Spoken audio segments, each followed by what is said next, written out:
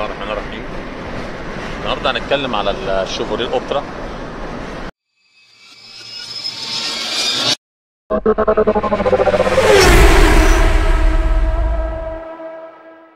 احسن العربيات طبعا بتنزل بموتور 1600 سي سي. هي كانت بتنزل الاول باسم دايو لانسيتي، وبعد كده لما شيفروليه اشترت شركه دايو فاصبحت بعد كده اسمها شيفروليه اوبترا. العربيه كويسه جدا، سحب بنزين بتاعها حلو قوي، مش كتير يعني، بس هي طبعا فيها شويه مشاكل على طول. مشاكلها ترمه البنزين والبوابه، هي المشكله العربيه دي كلها في البوابات. البوابه بتاعتها على طول بتعطل، فلازم تتغير ويتجاب لها بوابه استعمال مش جديده. طبعا العربيه حلوه جدا في الثبات. طبعا هو الطريق ده احنا ماشيين عليه طريق الساحل اللي هو الوصله من برج العرب لحد اسكندريه، ده طبعا السرعه عليه 120 كيلو. العربيه ثابته جدا في السكه، ممتازه قوي. المانيوال بتاع ال 2006 بتعمل لها من 195 190 لحد 220. طبعا هي عربيه تعتبر غاليه، مش رخيصه يعني. هي المانيوال بتاعها غالي، والاوتوماتيك يعمل 250 لحد 280 كمان.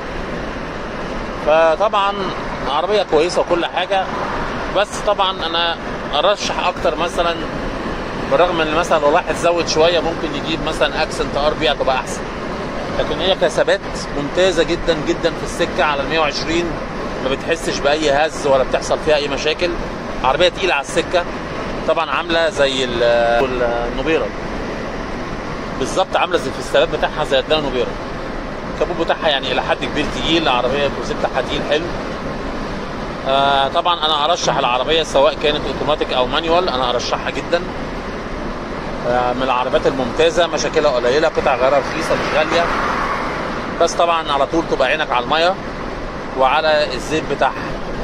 مشكله العربيات دي ثلاث ارباعها شغاله اوبر وكريم، فده مخليها شغاله يعني كده اهوت، فده مخلي العربيه ده هي بتبقى ماشيه كيلوات كتير. ما رشحهاش فوق ال 200,000 كيلو.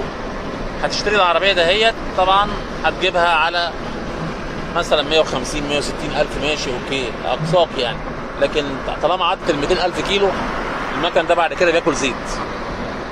هتلاقي العربيه ما فيهاش دخنه وماشيه كويسه وكل حاجه، بس كل مده هتلاقيها بتاكل زيت، وانت بتشتري مش هتبان لك الحاجات دي، هتبان لك بعد ما تاخد العربيه وتلبس فيها وتلاقي ان العربيه بتاكل زيت منك وانت مش عارف تعمل فيها ايه. طبعا تبقى عايزه عمره وكده.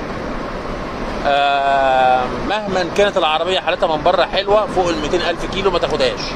انا دي وجهه نظري يعني، طبعا انتوا لكم الحريه.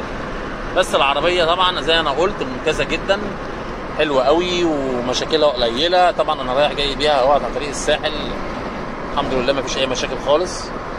طالما بتعمل صيانتك في مواعيدها، واخد بالك من الزيت، واخد بالك من الميه، ما تقلقش منها. بس العربيات دي اهم حاجه فيها الميه عشان ما يحصلش سخونيه، وزي ما قلت بتربه البنزين والفلتر على طول تبص عليه، ولازم اهم حاجه برضو البوابه تكون ما فيهاش مشكله.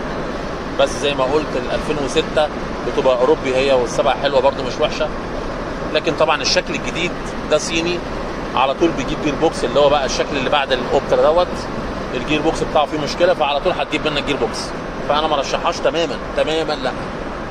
فلو انت عايز تجيب اوبترا الشكل الجديد، طب ما تجيب احلى اكسنت ار بي، او زود شويه هات حاجه احسن يعني.